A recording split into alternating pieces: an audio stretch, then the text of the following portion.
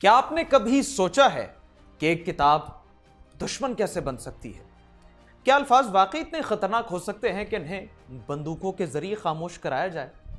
आज हम बात करेंगे एक ऐसी कहानी की जो सिर्फ एक किताब की दुकान की नहीं बल्कि पूरी कौम की है। एक ऐसी तारीख जो बार बार दोहराई जा रही है। आप देख रहे हैं 92 डिजिटल। मैं हूं उसामा गयूर अख्तर। नाजरीन, 12 मार्च को इस्राएली फोर्सेस ने एक बार फिर फलस्तीन की एक तारीखी किताब घर पर छापा मारा और वहां मौजूद किताबें जब्त कर ली। ये किताब घर एक अरसे से फलस्तीनी सकाफत, तारीख और मुजाहमत की अलामत रहा है, मगर ये पहला मौका नहीं जब ऐसा हुआ है। क्या आप जानते हैं कि 1948 के बाद से फलस्तीन में दर्जनों बार किताबों को जब्त किया गया, जलाया गया और उनके मुसन्निफीन को खामोश कराने की कोशिश की गई। 1967 में इस्राएली कब्जे के बाद हजारों किताबों को फलस्तीनी लाइब्रेरियों से चुरा लिया गया। बहुत से लोग कहते हैं कि यह अदबी नस्ल कुशी है, यानी न सिर्फ जमीनों पर कब्जा बल्कि तारीख और इल्म पर भी हमला है। आज भी यही कुछ हो रहा है। यह कोई नया तरीका नहीं है। तारीख में हमेशा जाबिर कुव्वतें सबसे पहले किताबों पर हमलावर होती हैं। कुछ तारीखी पस मंजर आपसे शेयर करते हैं, आपको अंदाजा हो जाएगा कि यह सिलसिला एक तवील अरसे से चलता आ रहा है और किसी एक कौम पर नहीं बल्कि बहुत सी अक़वाम इससे मुश्किलात का शिकार हुई। 1258 में हलाकू खान ने बगदाद पर हमला किया और बैतुल हिकमत की लाखों किताबें दरियाए दजला में बहा दी। कहा जाता है कि पानी कई दिनों तक स्याह रहा, जैसे कि स्याही खून में बदल गई।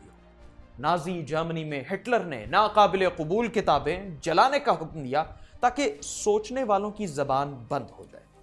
स्पेन में मुसलमानों के सुनहरी दौर के खात्मे पर कुतुब खानों को तबाह कर दिया गया ताकि उनकी तारीख को मिटाया जा सके। जनूबी अफ्रीका की बात कर लेते हैं, जहां पर नस्ल परस्ती के दौर में ऐसी किताबें बैन की गईं जो आज़ादी और मुसावात का पैगाम देती थी।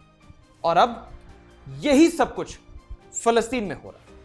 इस्राइल ताकतवर असलहे से नहीं बल्कि कलम और इल्म से डरता है। सोचें, एक छोटा फलस्तीनी बच्चा जो अपनी माँ से कहानी सुनना चाहता था, मगर वो किताब जब्त हो चुकी है। एक नौजवान जो अपनी तारीख जानना चाहता है, मगर वो किताबें अब मौजूद नहीं। कितने हमले कर लिए जाएं, लेकिन इल्म की शमा बुझाई नहीं जा सकती। हमले की बात कर लें तो क्या यह हमला किसी इमारत पर है या किसी कौम की याददाश्त पर? सवाल यह है कि आखिर किताबों से इतना खौफ क्यों है? शायद इसलिए कि किताबें सिर्फ कागज के टुकड़े नहीं होते, ये ख्यालात को जिला बख्शती हैं, जहनों को बेदार करती हैं, मजलूमों को ताकत देती हैं। एक मजलूम के लिए असलहा ताकतवर नहीं होता।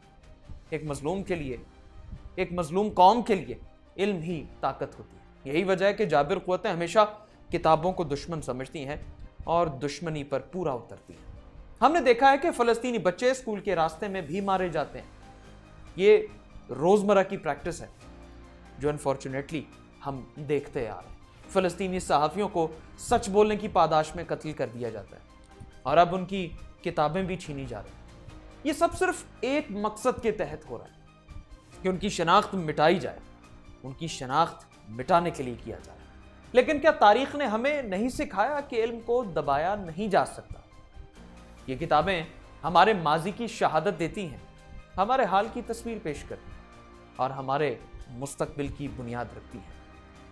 अगर हमने आज इनकी हिफाजत ना की तो कल हम खुद एक कहानी बन जाएंगे जिसे शायद कोई पढ़ने वाला ना हो। लाख कत्ल कर दिए जाएं, लाखों शहीद किए जाएं, लेकिन इल्म की शमा कभी बुझती नजर नहीं आई। इस्राइल लाख गासिबियत का रूप धार ले, जुल्म व बर्बरीत के पहाड़ तोड़ ले, लेकिन फलस्तीनी मुस्तहकम है, ईमान पुख्ता है, इल्म की ताकत को समझते हैं और उस शमा को जलाए रखने पर यकीन रखते हैं। अगर आप भी इल्म की ताकत पर यकीन रखते हैं और फलस्तीनियों के साथ देने में पुरज़्म हैं तो इस वीडियो को ज़्यादा से ज़्यादा शेयर कीजिए ताकि यह आवाज़ दबने ना पाए। मुझे दीजिए इजाज़त। अल्लाह हाफ़िज़।